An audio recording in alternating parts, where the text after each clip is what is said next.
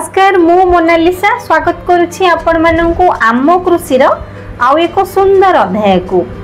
साधारणतः आमे जेतेबेले धान चाष करिथाउ धान चाष रे आज्ञा विभिन्न प्रकार पोक माने देखा जाई थांती। सेही सब पोक माननक भितरु चकड़ा पोक बा माटिया गुंडी पोक बा बीपीएच एही पोकटी आज्ञा अन्यतम। जेतेबेले एही पोक आपणक जमी रे लागि जाय सेतेबेले आम धान जमीर बहुत परिमाण रे क्षति होता है। आपण माने देखि थिबे न्यूज पेपर रे टीवी रे विगत प्रायतः 7 रु 8 वर्ष हबो एही पोकर परिमाण माने प्रादुर्भाव एते परिमाण रे बढ़ी गला जे बरगढ़ बलांगीर आदि किछि जिल्लार चाषी भाई माने समानक धान चाष जमी रे निया लगै देले।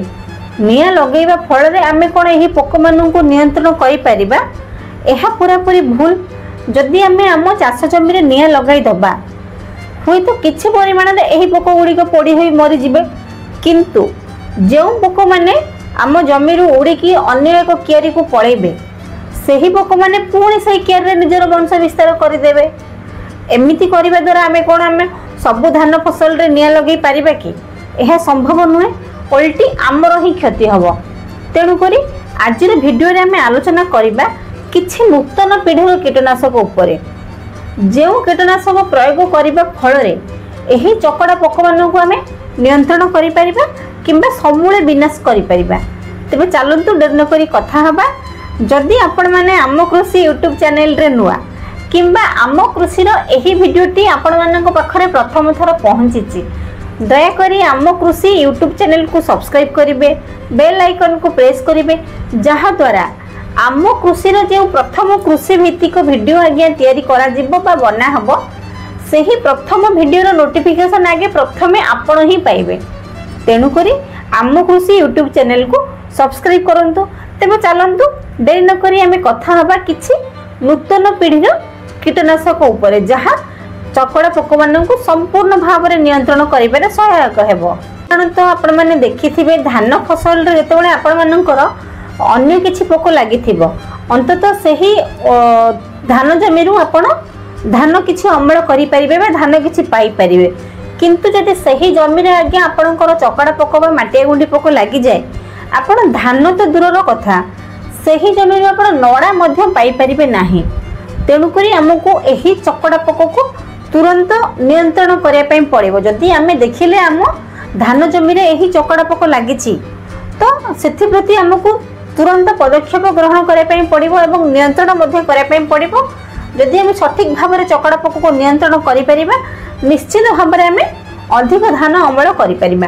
तेबे आसंतु जानिबा किछि नूतन पीढ़ीर कीटनाशक जहाँ एही चकड़ा पोक को नियंत्रण करिबारे सहायक होइथाय, किंतु से विषय रे जानिया पई हेले आपनको किछि विशेष दिग प्रति दृष्टि देवा पई पड़िबो। जेमिति कि जेतेबेले आमे देखिबा आम धान चाष जमी रे एही चकड़ा पोक लागि छंती तुरंत हमकु पानी निष्कासन करिया पई पड़िबो एवं गोटे फुट रे पाही पूर्व पश्चिम करिके पाही काटिया पई पड़िबो। पाही आज्ञा आमे एथि पई काटिबा पाही काटिबा फल रे सूर्य किरण डायरेक्ट गछ मूल रे पड़ी परिबो, पवन चलाचल सुविधा रे हेई परिबो एवं पाही काटिबा फल रे हमकु कीटनाशक प्रयोग करिबारे सुविधा हबो। तेणु करी जेतेबेले आपण देखिबे आपणको चाष जमी रे चकड़ा पोक लागिछि बोली आपण निश्चित भाव रे गोटे फुट रे पाही करिकि प्रथमे पानी निष्कासन कर देबे। जेतेबेले पाही करिवे पूर्व पश्चिम करिकि आज्ञा पाही करिवे।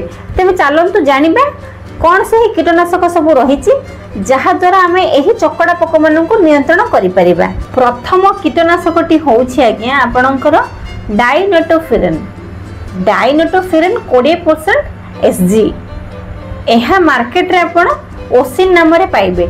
एहा मध्ये चासी भाई माननक गहण रे खूब निजर एक स्वतंत्र परिचय सृष्टि करि परिछि। चासी भाई माने चकड़ा पोक पई मध्ये एही ओसिन को व्यवहार करिथांती। द्वितीय रे आगे आपणकर होउछि फ्लोनिकामाइड 50% डब्ल्यूपी। एहार डोज एकर पिछा 80 ग्राम। एहा को मध्ये चासी भाई माने समानक चाष जमी रे प्रयोग करिथांती। एवं तृतीय कीटनाशकटी होउछि आज्ञा पायोमेट्रोजिन 50% डब्ल्यूजी। एहा चासी मानक गहण रे खूब परिचित। चकड़ा पोक लागिला माने चासी माने पायोमेट्रोजिन को ही खोजी थांती। आपण एकर पिछा यार डोज जदि पकाइबा चाहूचंती ताहले 120 ग्राम रो पायोमेट्रोजिन आवश्यक पड़ी थाए। आपण एही सब नूतन पीढ़ी कीटनाशक व्यवहार करी एही भयंकर चकड़ा पोक को आम धान जमी आम विताड़ित करि परिबा। जदि यार सठिक भाव में आम नियंत्रण करि परिबा कि सठिक परिमाण आम चाष जमी प्रयोग करि परिबा ताहले निश्चित भाव में आम एही चकड़ा पोक मान को दमन करि परिबा। जदि आपण जैविक उपाय रे एही पोक मान को नियंत्रण करने पे चाहूचंती ताहले मध्य जैविक उपाय रे आज्ञा नियंत्रण करि परिबे। जदि आपण को धान चाष जमी रे आपण देखिले 4-5टी किंबा 2-3टी चकड़ा पोक लागिछि बोली आपण देसी गोमूत्र 1 लीटर ता सहित 3 लीटर पानी मिसई आपण को चाष जमी रे प्रयोग करिवे एवं किछि मात्रा रे एहार प्रयोग फल रे आमे चकड़ा पोक को नियंत्रण करि परिबा।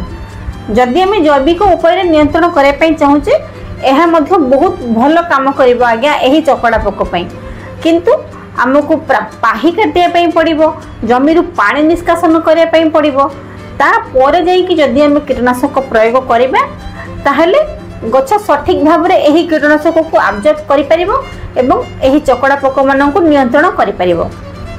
आशा करुच्ची चकड़ा पोक उपाय जो नूतन पीढ़ी किसी मेडिसिन रही सही मेडिसिन उपरे एही वीडियोटी आपण मानक भल लगी थिबो। जदि भल लगी थाए आम कृषि यूट्यूब चैनल को सब्सक्राइब करिवे। रहिली नमस्कार, मु मोनालिसा। देखा हबो आपण मानक सहित आउ एक सुंदर अध्याय रे केवल आम कृषि यूट्यूब चैनल रे।